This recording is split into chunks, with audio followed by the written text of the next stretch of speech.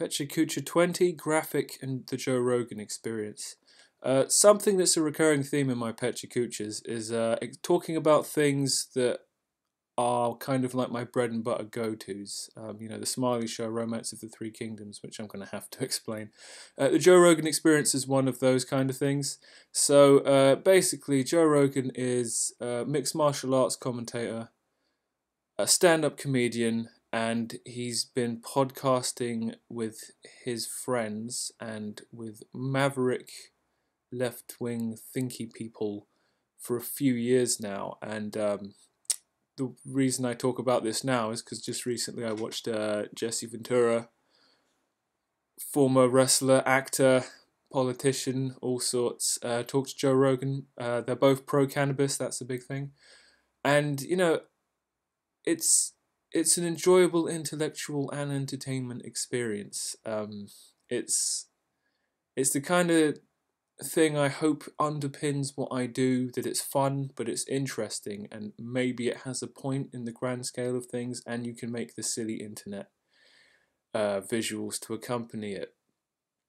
So, Joe Rogan Experience, powerful Joe Rogan Experience. So, I've got to put something into the DNAD New Blood Awards. The brief I'm choosing is led by Adobe. I have to do a series of posters about hard-won wisdom. I'm in the preliminary stages right now, but this is something that's going to show up in the next few weeks as I figure out what I'm doing. Final major project, I'm doing a walk-in comic book 3D space. I want it to be like a film noir detective's office. The one that springs to mind is the one from the Maltese Falcon with Humphrey Bogart. That's the one I'm kind of looking at for a rough thing. As I'm sort of looking online, there seems to be an archetypal way that the offices are set up, predominantly because they're offices and they have functions. So I'm trying to figure out how to take this 3D thing and then put it all in white with black outlines for the edges of all the objects, so it's like you're walking into a black and white comic. So I'm kind of trying to sketch the desk and then work my way out, trying to think of like what's he got on the desk. I'm thinking a typewriter, some coffee cups, somewhere to put his paper. A big part of it is there's going to be like a drawn, illustrated skyline of New York in the background through the window. He's going to have things like a waste paper bin. He's going to have chairs for the guests, filing cabinets, and I'm trying to figure out the logistics of all these things, as well as figuring out what these things are as well. So it's quite interesting. It's actually quite fun. Did a bit of a mind map, like that guy, I can't remember his name, was talking about. When I was talking about him a few weeks ago. The things he has to have to do his job, the things he has to do because he's got to be in this place.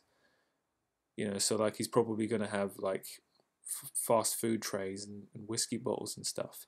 Something else that's going on is I'm interning at Grafik. It's a design website. It's kind of keeps a track of like what's happening now. They talk to people on the up and up, people who are up.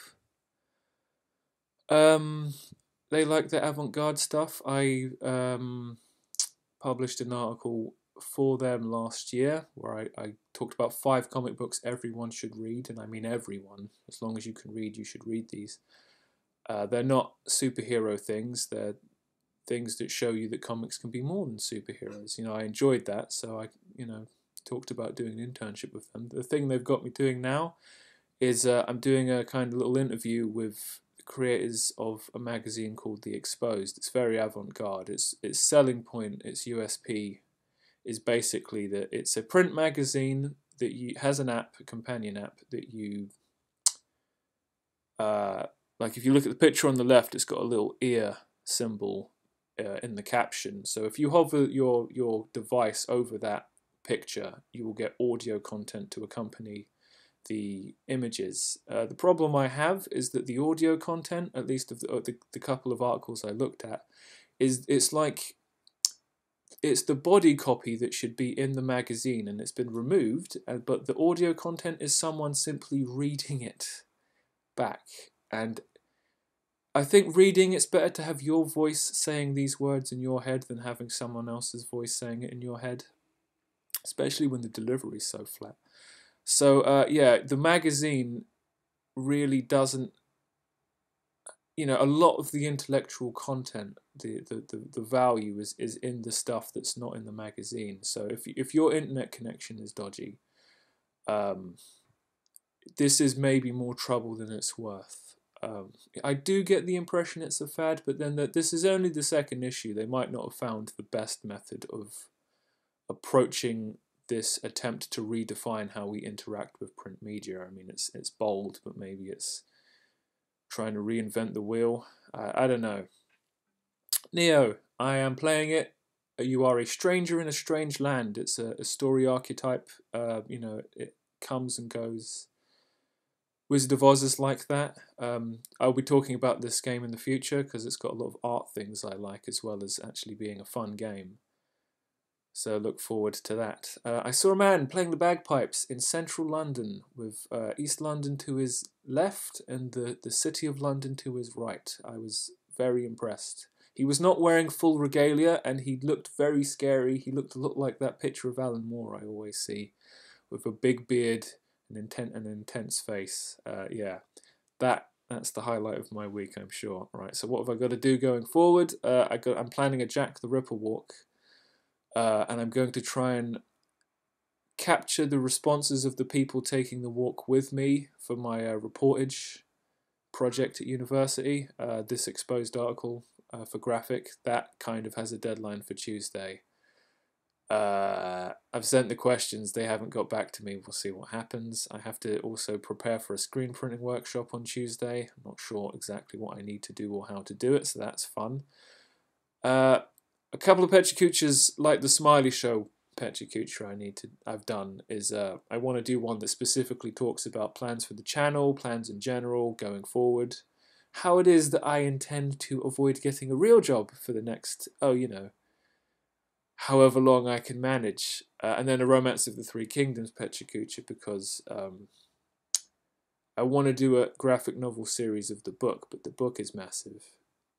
It's based on historical characters. There's a lot going on. There's a lot to explain. And it would be good, just like the Smiley Show one, so that anybody I talk to about this is kind of on the same page, gets where I'm coming from, gets where I'm trying to go. So yeah, that's some stuff for basically tomorrow, and some stuff for the not so basically tomorrow. So that brings Pecha Kucha 20 to an end. I will see you next time.